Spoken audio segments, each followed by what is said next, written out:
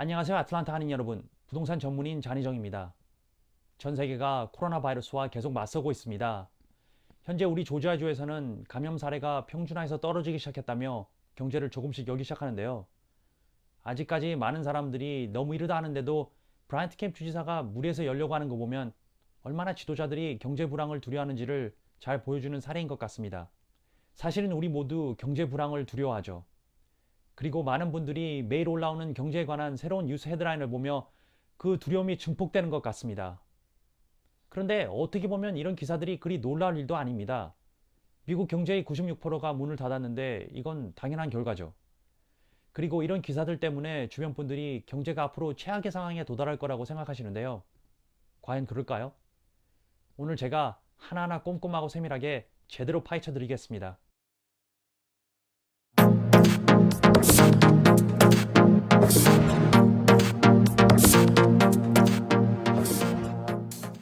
Today, I'm going to be looking at the current situation as is and see what the future of our economy will be, based on the science and facts gathered by the information from the leading experts, and also from the past and current statistical data. The information that I'm providing to you today stands firm as long as we're able to open our economy by the middle of the year. So today, first, I'm going to delve deeper into comparing now to 2008. Second, we're going to be looking at unemployment projections. Third, we'll look at how our economy is poised to recover. And lastly, we'll look at housing prices for the rest of the year. We have a lot to cover today, so let's get to it. There are still a vast majority of people right now that thinks that we're headed towards something like 2008, or something even worse. This is understandable because 2008 was relatively recent and it was quite devastating. Yes, currently we are in recession, or to be more precise, headed towards definite recession, because technically, definition of recession is having negative GDP for 2 consecutive quarters. We just started the second quarter, and we all know this quarter's GDP will be significantly negative number, so be ready. Don't be alarmed when you actually see the numbers. But despite what to be expected, there's still a big difference between where we are now and pre-2008 recession. This graph compares the 6 years leading up to 2008 on the left to the 6 years leading up to today relative to home price appreciation in our country. And just by glancing at it, you can see that leading up to 2008, we have much higher appreciation compared to today. And we all know what eventually happened to this housing bubble.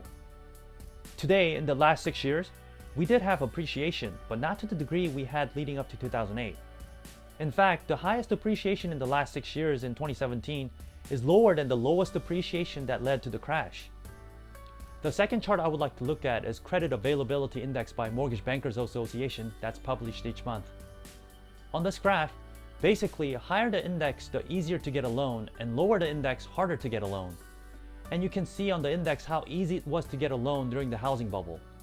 And after 2008, stricter guidelines to stronger requirements to qualify for a home loan has been implemented, and you can see visually that we are right now nowhere close to where we were that led to 2008. As a matter of fact, right now there is a little more dip in the index today, meaning it's getting harder to obtain financing from the lenders. They're tightening the requirements. The next chart I would like to show you is the housing inventory. In leading up to 2008, we see that we were in a very different scenario with the available inventory in this country compared to today. There were 10-11 months of inventory in 2008, and comparing this to gray area indicating neutral market of 6-7 months, we see how oversaturated the market was in 2008. And this saturation largely contributed to the market collapse. Compare this to today, the biggest issue we're facing is the lack of availability of homes in the market for the number of people who wants to buy. Let's also talk about equity category.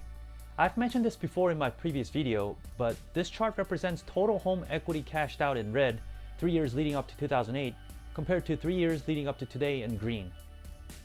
So we see leading up to the crash, $824 billion were cashed out of homes by homeowners to be spent on depreciating assets, funding lifestyles, going on vacations, buying new cars, and etc. And by comparison, we see that over the 3 years leading up to now that the amount of equity cash out is $232 billion, which doesn't even equal to 1 year leading up to 2008. This shows how homeowners today are applying the lessons they learned coming out of 2008. Another slide that I would like to show you is also something that I have mentioned already in my previous video. Right now, 53.8% of all homes in our country have at least 50% equity in their homes. That's a lot of net worth.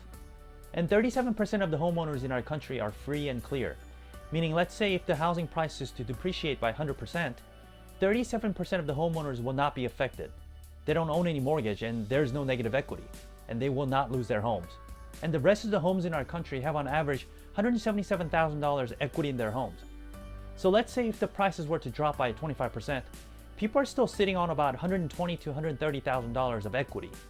The wealth that people have in their homes are going to make them very secure. This all means that we're in completely different territory than 2008. We currently have historical unemployment rate, but please remember that this is not because we had bad economy. It's because we made a forced shutdown. And the result is 96% of our economy being closed. Take a look at this projection by Goldman Sachs. This is comparison now to Great Depression and Great Recession of 2008. This year, we are expected to have up to 15% unemployment rate, meaning this 15% is the worst case scenario projection. And next year, half of these jobs are coming back at 6 to 8%.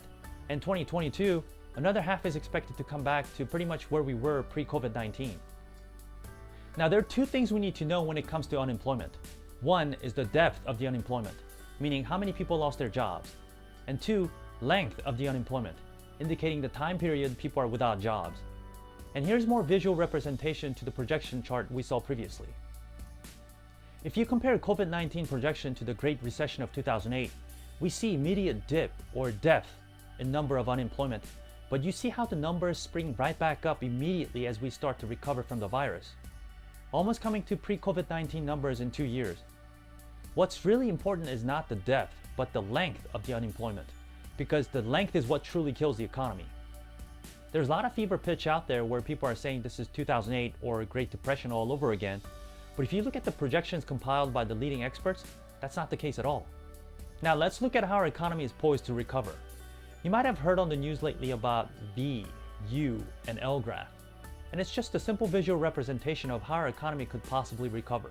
The V is the best scenario where we hit the bottom and quickly bouncing back, and the U is where we hit the bottom and staying there a little longer and slowly coming back, but the L is something that we don't want.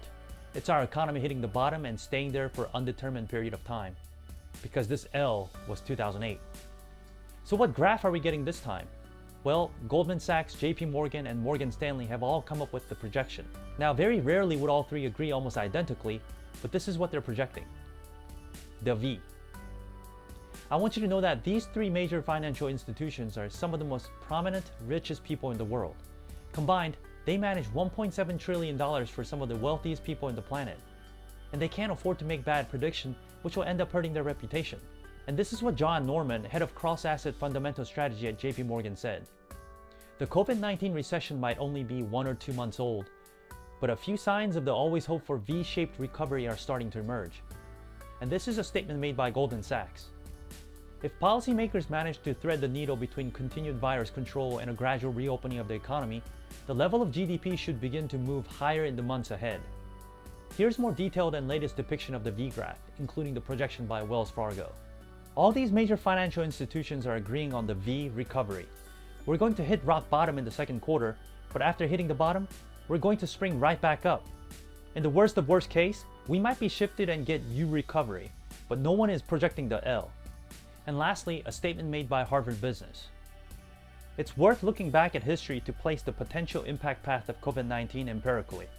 In fact, V-shapes monopolize the empirical landscape of prior shocks, including epidemics such as SARS, the 1968 H3N2 flu, 1958 H2N2 flu, and 1918 Spanish flu.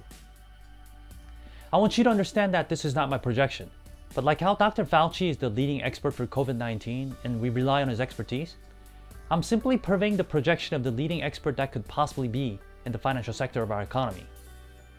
And finally, the question that I receive from so many people, what's going to happen to the housing price this year? If you're thinking of buying or selling this year, you need to listen.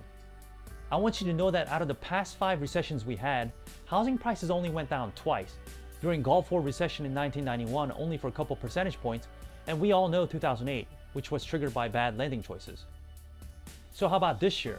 Well, Ivy Zelman, First American, and Fannie Mae all agreed that there will not be any depreciation. Even more, contrary to what most people believe, housing prices are poised to appreciate. Here's a graph by Ivy Zelman. Blue bar represents what she projected before COVID-19 2 months ago. She projected 4.7% appreciation for this year and 3.8% for next year, but after COVID-19, she's projecting that the prices will have an impact. This year, instead of 4.7, only 3%.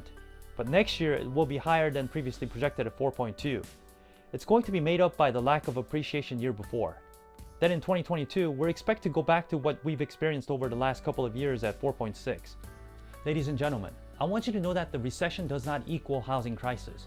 As you've seen in the previous chart, out of the past 5 recessions we had, housing prices appreciated 3 times out of those 5. So from all the data by numerous leading experts in our economy, they're pretty much all pointing at the same scenario. Our economy is expected to hit the bottom in the second quarter and spring right back up, creating that V. We've covered a lot today and I hope it was helpful to you. Georgia is slowly opening its economy and I really don't know what to say about that.